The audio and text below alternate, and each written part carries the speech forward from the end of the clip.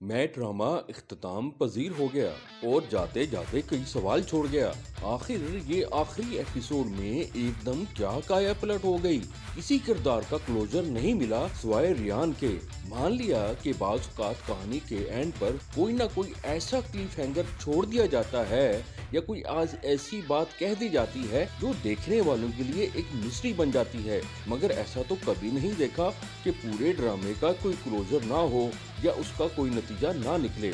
میں ان تمام ویورز کا دل سے شکریہ ادا کرتا ہوں جنہوں نے میرے چینل کو سبسکرائب کیا ہے۔ یقیناً آپ کا میرے چینل کو سبسکرائب کرنا اور میری ویڈیو کو لائک کرنا اور دیکھنا میرے لیے ایک اچیومنٹ سے کم نہیں، اور میں آپ سے یہی امید کروں گا کہ آپ میری ویڈیوز کو ضرور لائک کریں گے اور میرے چینل کو سبسکرائب کریں گے۔ کشمالا ریان سے طلاق لینے کا کہتی ہے، مگر آخر تک پتہ نہیں چلتا کہ ریان سے اس کی طلاق ہوتی ہے یا نہیں۔ بس وہ آخر میں اپنی بابا یعنی آصف صاحب کو چھوڑ کر چلی جاتی ہے، یہ کہہ کر کہ وہ ان کے غلط فیصلوں کا بوجھ اور نہیں اٹھا سکتی۔ ریان کا بھید زید اور کشمالا مل کر کھول دیتے ہیں اور پہلی بار زید کوئی ہیرو کی طرح بیہیو کرتا ہے اور جا کر 2-3 گھونسے ریان کو جڑ دیتا ہے، جس کو میں نے تو خوب انجوائے کیا۔ اور پھر ایک دم پولیس پتہ نہیں کس کی کمپلین پر ادھر پہنچ جاتی ہے اور انسپکٹر صاحب ایک کروڑ پتی انسان کو بری طرح جھڑک دیتے ہیں۔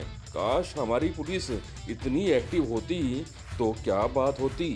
ان کا زور تو بس غریبوں پر ہی چلتا ہے۔ زید آئرہ کو ملنے جاتا ہے اور آئرہ زید کو کہتی ہے کہ یہ سب انا کی جنگ تھی اور وہ اس انا کی جنگ میں زید، مبشرہ اور آصف صاحب کا مقابلہ نہیں کرنا چاہتی، مگر اس نے یہ نہیں مانا کہ ان سب سے بڑی تو آئرہ کی اپنی میں تھی، اور یقین کریں اس کی میں کے آگے تو مبشرہ اور آصف صاحب کی میں بہت چھوٹی تھی۔ وہ تو بس ریان اور آصف صاحب نے جو اس کے ساتھ ڈرامے کے آخر میں زیادتی کی، اس کی وجہ سے لوگوں کو تھوڑی سی ہمدردی آئرہ سے ہو گئی، ورنہ ہم سب تو آئرہ کی میں سے بہت تنگ تھے۔ آئرہ زید کو آخر میں کہتی ہے کہ وہ وہاں سے چلا جائے، لیکن اس بات کا بالکل کلیئر نہیں ہوتا کہ ان دونوں کے رشتے کا کیا بنا۔ کیا آئرہ نے زید سے طلاق لے لی یا وہ اس سے علیحدہ ہو گئی؟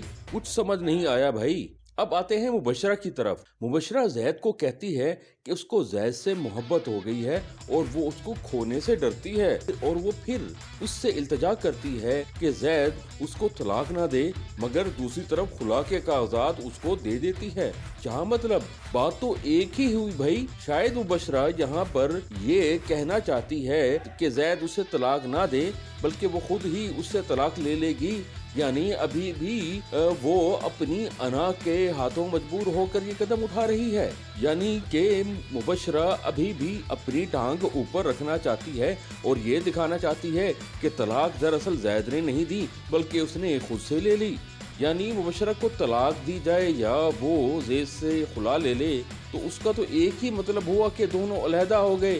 تو بھائی اس کے بعد نہ ہی زید نے اس کو طلاق دی، نہ ہی اس کو چھوڑا اور نہ ہی کوئی بات کی، اور وہ چپکے سے دبئی روانہ ہو گیا اور ہمیں سین کے آخر میں ایک یارڈ پر نظر آیا، تو ہمیں تو مبشرہ کا بھی کوئی کلوزر نہیں ملا۔ اس کے علاوہ زید اور آئرہ کے سین میں بیجا کے فلیش بیک سمجھ نہیں آئی۔ آیا یہ زید کوئی فلیش بیک میں سب کچھ دیکھ رہا تھا یا زید اور آئرہ کا یہ آخری سین سب کچھ لائیو چل رہا تھا؟ البتہ آصف صاحب کا پچھتانا اور اپنے ہیلپر کے ساتھ بیٹھ کر کھانا کھانا یہ ظاہر کرتا ہے کہ ان تمام واقعات کے بعد ان کے اندر بڑی تبدیلی واقع ہوئی ہے اور ان کا دل نرم ہوتا ہوا نظر آیا ہے۔ یعنی آصف صاحب ایک برے اور ایروگینٹ انسان سے ہمیں ایک اچھا انسان بنتے ہوئے نظر آئے ہیں، اور وہ اپنے انا کے بت کو توڑ کر عام انسانوں کے ساتھ برابری کا سلوک کرنے لگے ہیں۔ یہ ایک اچھا کلوزر تھا۔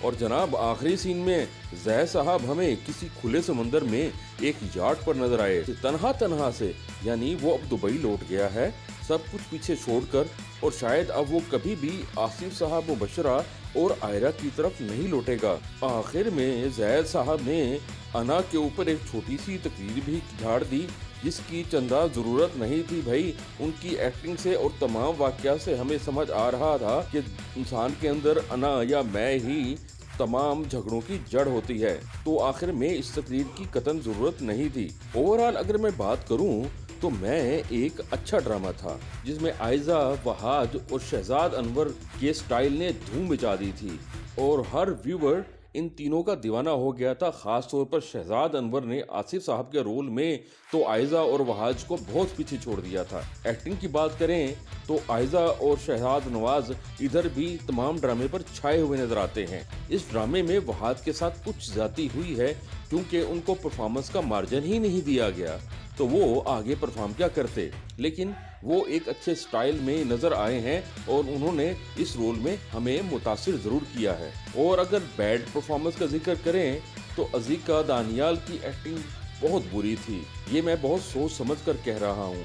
अगर ये रोल किसी और अदाकारा को दिया जाता तो वो यकीनन इस रोल में जान डालकर इसको मुबशरा के रोल के बराबर ले आती। लेकिन अगर आप आयजा और वहाज के मुकाबले में अज़ीका दानियाल यानी आयरा को देखेंगे तो आपको बहुत फीकी फीकी नजर आएगी।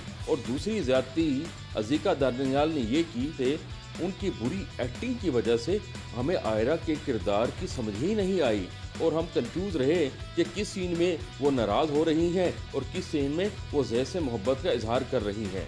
तो आप बताइए आपको ड्रामा कैसा लगा और आप क्या आयजा और वहाज को दोबारा साथ देखना चाहेंगे और क्या आप शहजाद नवाज को किसी बड़े रोल में देखना चाहेंगे। तो बस आज के लिए इतना ही, मिलते हैं कुछ अरसे बाद एक नई वीडियो के साथ। तो अभी के अभी मेरे चैनल को कीजिए सब्सक्राइब और फंकी फनकार को दीजिए मौका कि वो आपके लिए तवातर से नई वीडियोस लाता रहे।